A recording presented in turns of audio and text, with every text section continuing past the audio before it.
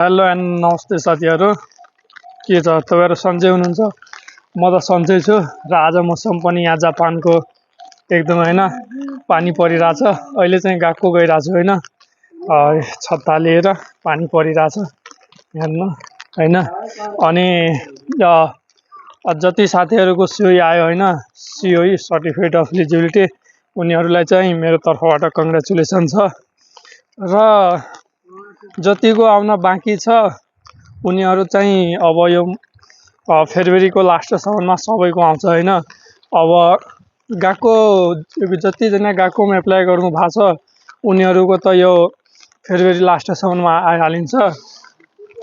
र युनिभर्सिटीहरूको धेरैको त पहिला नै आयो होइन। अब यो के भन्छ, गएकोको सिओई आउनुभन्दा 1 महिना अगाडि नै आउँछ, धेरैको 15 दिन 20 दिन अगाडि नै आउँछ। तर धेरैको अब चाहिँ यो मार्चतिर आउँछ होइन, मार्च लास्टसम्ममा भनौँ न आउँछ धेरैको युनिभर्सिटीहरूको।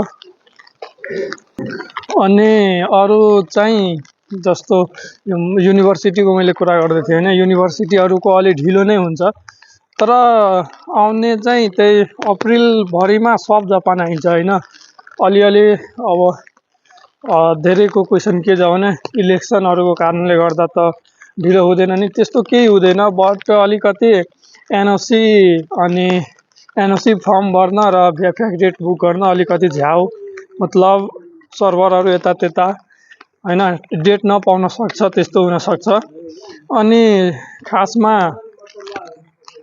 सिओई नआउने साथीहरूको लागि चाहिँ के भन्नु होइन, मलाई नि अब मेरै गाउँको एकजना दाइको नआएको, मतलब म जे होस् नराम्रो लाग्यो क्या।